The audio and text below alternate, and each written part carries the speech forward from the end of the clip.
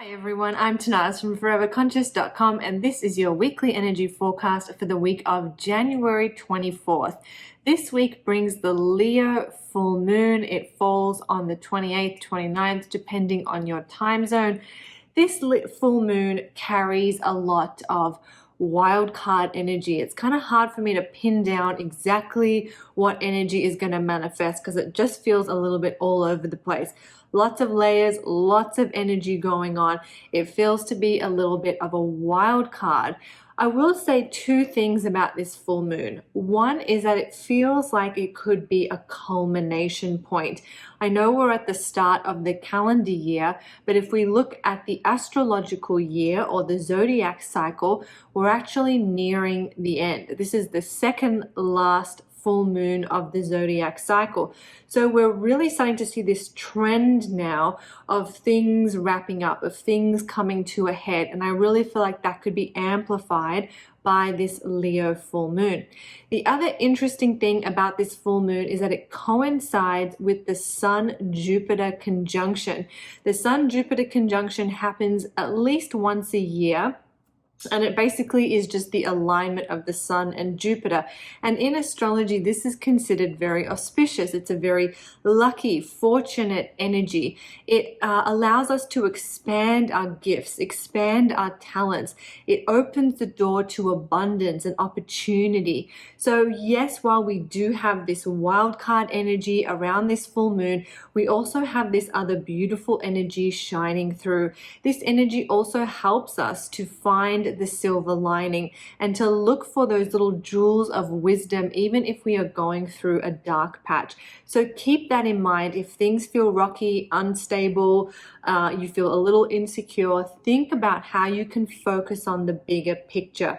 This alignment is very protective as well. So no matter what's happening, know that there is this cosmic protection on offer. You are protected. So keep that in mind as well and see if you can look beyond what's happening in the now to the bigger picture, and where can you leave space to see the silver lining, or to see that whatever's happening now, although chaotic, is leading you to the best new place, the best destination for you that you can't see right now, but it's coming. So that's the full moon. And then the other big energy we have for this week is Mercury retrograde, the first Mercury retrograde of the year. It happens on January 30th and it runs all the way through to the middle of February. This Mercury retrograde occurs in the sign of Aquarius. Now, this is actually the first Mercury retrograde in an air sign that we've had for a while. We had a little taste of it last year, but this is the first Mercury retrograde that predominantly occurs in an air sign. So a little bit of a different energy. Mercury is ruled by the element of air, Earth as well, but also the element of air. So we definitely could feel this retrograde energy a little more strongly than normal. This Mercury retrograde is triggering for us relationships. That seems to be a big theme around this Mercury retrograde because of what the other planets are doing, and what Venus is doing, which is the planet of love and relationships, is just very active at this time. So we could see old relationship wounds coming back up. We could see relationships that need to be mended or looked at, or things from our past might resurface. So we might see that theme under this Mercury retrograde.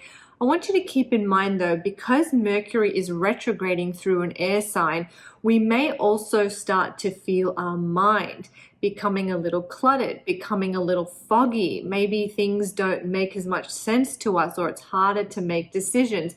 That can definitely be a sort of side effect of this retrograde. But what the task is for us is to really learn how to create well-being of the mind. Our mind can really control our lives if we allow it to. It can be positive or negative. So we're really trying to come into a state of balance, to honor the thoughts that we have, to take the wisdom and the intelligence that our mind can offer, but to also not get stuck and trapped in our monkey mind and in those repetitive thoughts that can usually be very unhelpful and can keep us stuck, or rooted in limited thinking or beliefs that don't really serve us. So this is really the workout that we're getting. And actually, Mercury will retrograde mostly in air signs this year. So this is the task. This is the task of all the Mercury retrogrades of the year, to help us create a more balanced, a more still mind, and helping us to determine, what is our insecurity and our fear, and what is our intuition. I also feel like that's going to be another theme of this retrograde. How can we understand the ideas that come into our mind? When do we listen to our thoughts? When do we let them go because we understand they don't serve us? That's a little bit of balance that we'll be creating and we'll be working on under this Mercury retrograde. So if you're feeling a little foggy, if it's a little bit harder to make decisions, take pause, check in with yourself, check in and, wait until you feel certain before making a move, and trust your intuition. If you can't hear your intuition clearly, if you can't tap into that heart center, just pause before moving ahead. And actually, a really good exercise in order to get you out of your head and into your heart is just to imagine energy flowing from the head, especially if you're overthinking or you've got a lot of thoughts. Just imagine that energy floating down into your heart center. Imagine breathing into your heart and then listening to the small, still voice of wisdom that it offers you.